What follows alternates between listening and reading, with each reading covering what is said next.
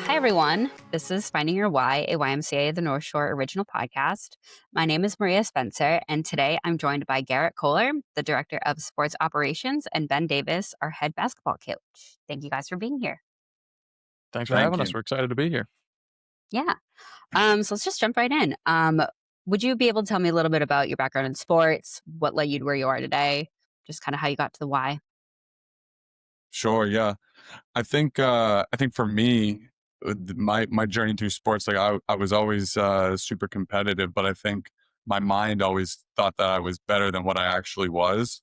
And what we've seen with that is that it's actually turned me into kind of the coach that I always wish that I had. And with that, I've obviously had great influences as growing up. So once I got to college at St. Mike's, I met those basketball coaches there that really changed my life. And then, just because I wasn't able to, do what I wanted to do, what my mind thought I could do, I ended up really creating a skill set to be a coach for those athletes. And I've kind of coached at so many different levels, but can relate to every stage of where somebody's at. So Similar story for me. Played sports all through my childhood. Was a huge, a pivotal moment for me, mostly in high school, with trying to navigate getting through my studies and balancing everything. And sports was a big disciplinary thing for me in terms of I lose my afternoons to practice and games, and I had to really kind of refocus my mindset on what my studies were. So sports was a huge thing for me in terms of my growth in life. Essentially, after school, I wanted to stay with it, so I ended up starting to work at the Gloucester YMCA as a sports director. Did that for a few years, moved over to Marblehead for a few years, and now I have the privilege of overseeing all of our sports departments and working with all the local directors, all the kids, all the families. And that's kind of where Ben and I crossed paths was on a tryout at Beverly for our travel team. And the biggest thing for me is the youth development. Like, what I got out of sports was all stuff that didn't necessarily translate perfectly to the sport itself, but to life outside of it. And I use sports as kind of that idea that, like, hey, you don't have all afternoon to do all this work you need to do. You've got to focus up and do this during your free period or during the morning time or whatever. And so I was able to take all those lessons I learned from sports and that discipline and apply it to other stuff. And that's really what we're trying to do here with these Y basketball programs and all of our sports programs. But that's kind of what Ben and I really kind of connected over, was that youth development piece, the player development piece. So I know you mentioned both of you guys played multiple sports. Out of all of the sports, what drew you to basketball? probably because it was the sport that I was worst at, right? Like, I sadly like agree. That's yeah, awesome. and that's like that's almost like the most classic tale is the desire to be a great basketball player was always there. I had a person there, his name's Kevin Barboza, and he was really helping me through figuring out how to connect the dots in life and translate the sport and the game of basketball to life. And as I've grown, and I see myself doing that so much now, and I think also that's where Garrett and I have aligned as well, and also with the Y is we provide sport, and for me it's basketball, but we want to develop the whole person, and I feel like I can do that really well with basketball. I mean, I feel like I'd keep echoing you, Ben, but it was not my best sport either. Tennis was my sport. I was drawn to basketball. We were lucky enough to grow up in an era where basketball was still, I guess, beautiful is still the right word for it. Like, it's a full team concept. But I mean, me personally, that's what drew me to basketball, is seeing a court with five guys on it and one basketball, and these five guys have to figure out how to get the ball through the hoop. I did not expect you to say tennis was your sport. I don't know why. Tennis That's was my just best sport in high school. Wasn't even not. close. And That's funny so. enough, is tennis is a super isolated sport. Like, I if was you going to mess say up in you're saying tennis, all you this just stuff about team, yeah, and I'm like, yep. that doesn't sound You like tennis hit to your me. strings and you curse yourself out and you turn around and it's the next point. Mhm. Basketball is very different than that. But yeah, that's what drew me to basketball. Can you tell me about the different basketball programs offered at the Y of the North Shore? Yeah. So what we've really worked on is trying to grow our offerings. So what the Y has been really good at for the last 100 years, let's say, is kids that are like 3 years old through like 7 years old. The YMCA is always everybody's first basketball experience for the most part. What we've really tried to do is to grow that as kids start to grow up with us, essentially. So when I first started, it was you get them at 3, at 7, they're looking for travel leagues, AAU programs. They're going to start playing at school, and it started bothering me that we would spend 5 years developing these kids, and then we just send them across town to a program we don't know nothing about. We might love the program, we might not like the program. So then came into our junior Celtics league and our recreational basketball league, which now allows kids from 3 years old to 12 years old to play. And then we start seeing them leave at 12, and I didn't like that either. So we added in our travel basketball league, which is a bit more competitive. You really start, it's not a everyone plays the same amount of time kind of thing anymore. You really have to start to earn it. You've got to show up to practice. You've got to develop yourself outside of that practice as well to better your own skill set so that you can bring it back to the team. And so then we started to see kids stay until they were like 14 years old.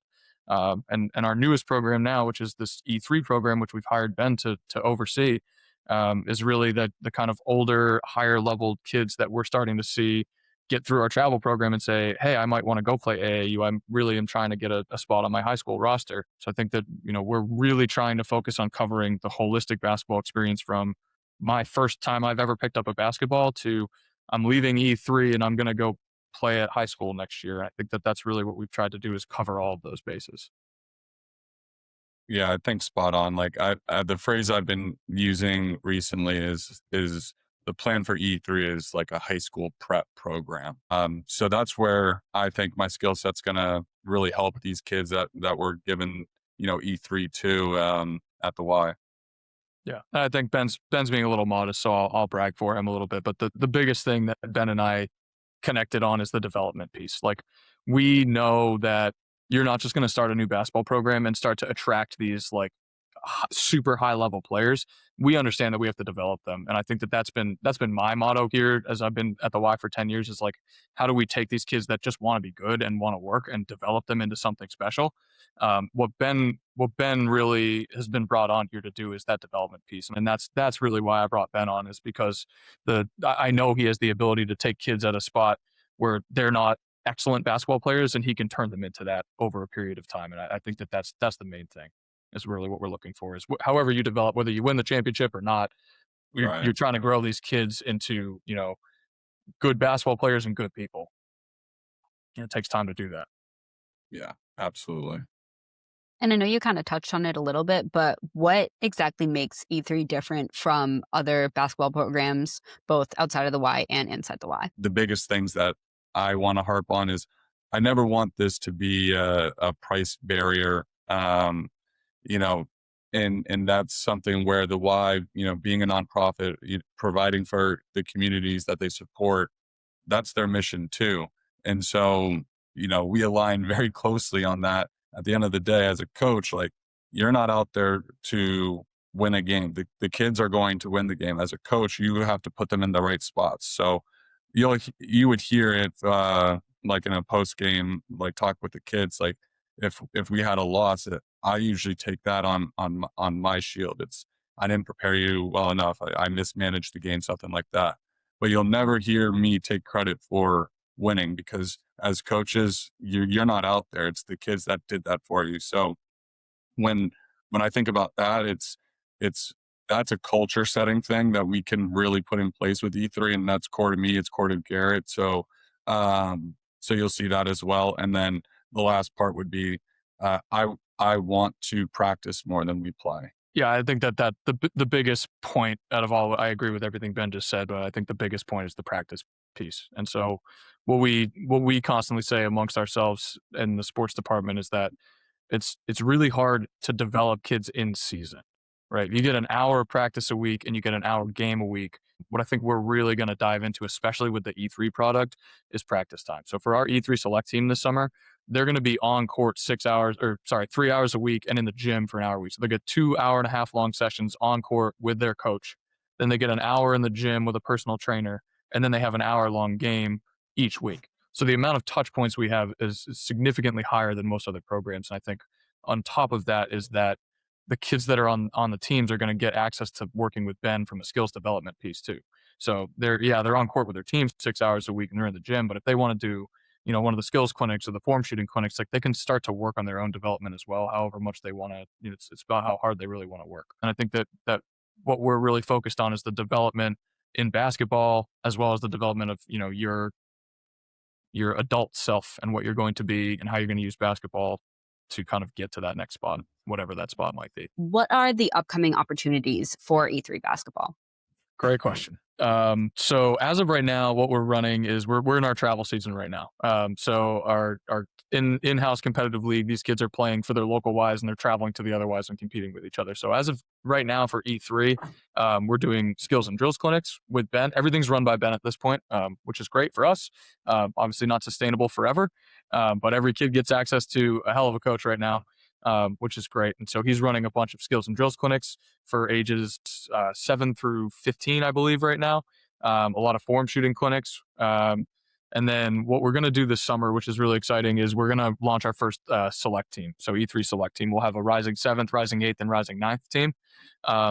These guys will get, I think, almost a month of practice before their first game. And that's underneath the model I just talked about, which is 2 hour and a half long sessions a week, a fitness session with a personal trainer, and then your game. That I think is really is hopefully going to help us kind of jumpstart this program. The big opportunity for kind of the masses at this point is our E3 camp.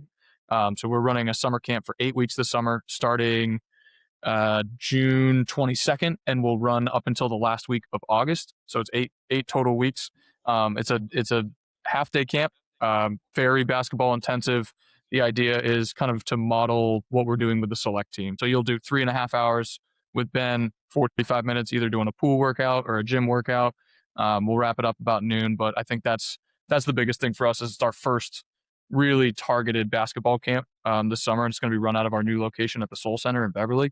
So we're really excited about that. And then we'll, as we move forward, I think there will be more opportunities. We'll see what the community is looking for and where these kids want to go, and we'll pivot. But as of right now, those are the upcoming opportunities for E3. So I know we've definitely been throwing around this word development, and it's definitely come up in the past. But I know our Y is built on 3 areas of focus: healthy living, social responsibility, and youth development. How does E3 and sports programming in general reflect these areas, specifically youth development? I think that the nice thing about them is they do kind of fit together really well. And I think obviously the development of a player through basketball, you're going to get that healthy living aspect as well.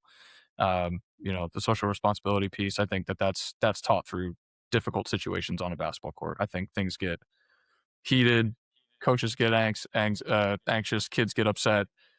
There's always a way to point a finger and blame someone else. I think that's half of the social responsibility piece is kind of taking the blame yourself and figuring out how to move on to the next play. Yeah, good point. I mean, we were pretty intentional with naming the program how we named it. I mean, we had help in thinking about it, but what E3 stands for is, and we'll tell it in a story, but first we educate, and then when we're educating, and that comes from teaching and everything, but that's more of on me and my staff and helping the kids learn the game and teach the game. That naturally will elevate them, and then as they elevate, that's all on them. That's the individual who's done the work. That's the youth development and the caring piece of it. And then the result of both of those things is that they evolve into you know growing as a person, but also in basketball as well. So it is holistic. It is absolutely attached to the Wise mission here, and we were very intentional in doing that. Any final thoughts? Anything else you'd like to share? We're super excited about the program, and I think the more people that kind of hear about it and experience it is good for us and good for everyone. I think the more kids you get into it, the motto that we followed in the sports department for years now is that we need, if we want kids to stay with us, we need to provide an excellent experience every time.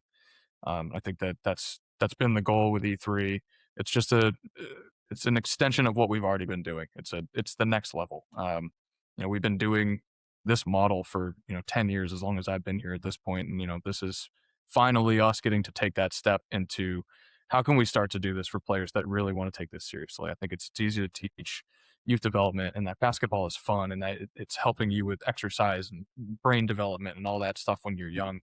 I think to be able to offer that type of experience to people that are intentionally saying, I really want to take basketball seriously now. This is something I really want to develop, and I want to play at the next level. And I think we finally have the opportunity to give that experience to kids that have already been with us and kids that maybe haven't been with us and had a different experience elsewhere, and choose this experience over that. I think that, I'm excited. This has been a project that has been in the works for 2 or 3 years at this point, and Ben and I are just kind of hitting the ground running at this point and trying to get as many kids to have that excellent experience as possible.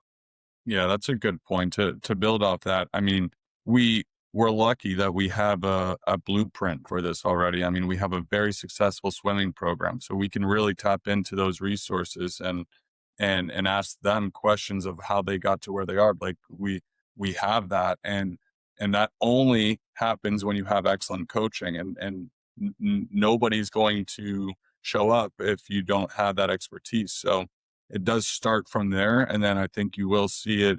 You'll see dominoes start to fall, and you know, I think the love of the game that both Garrett and I have, I think that will also help grow this program. Awesome. Well, thank you guys again for being here. Looking forward to seeing everything the program does. Thank Awesome. you. Thanks for having us.